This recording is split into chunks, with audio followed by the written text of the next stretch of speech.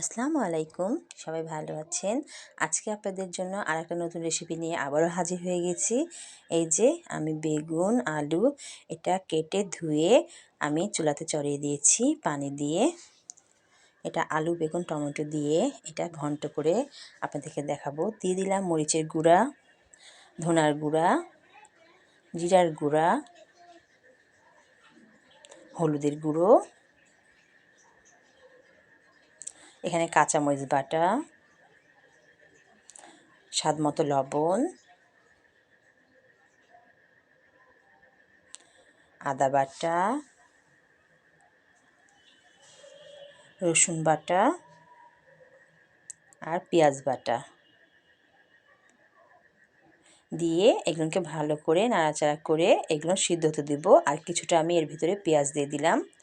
এরকম করে একবারে সম্পূর্ণ সিদ্ধ করে ফেলবো। এরকম করে সিদ্ধ করে রান্না করার এটা একটা টেস্ট লাগে, আর একটা কষে রান্না করা। তবে এরকম করে রান্না করলে খেতে অনেক মজা লাগে। এবার আমি এর ভিতরে টমেটো দিয়ে দিব। আমার যেই পরিমাণে টমেটো লাগবে সেই পরিমাণে টমেটো কেটে নিয়েছি।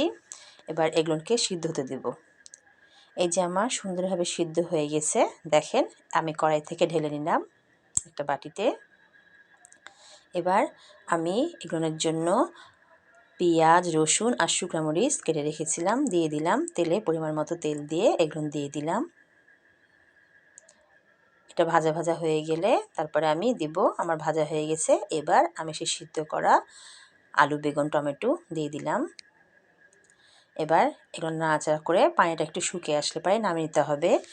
যারা যারা আমার চ্যানেলকে এখনও ফলো করেনি ঝটপট আমার চ্যানেলকে ফলো করে দেবেন, লাইক শেয়ার কমেন্ট করতে ভুলবেন না।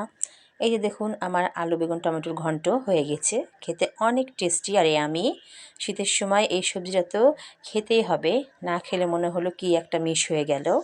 আর এটা খেতে অনেক টেস্টি। সবাই ভালো থাকবেন, সুস্থ থাকবেন। আল্লাহ।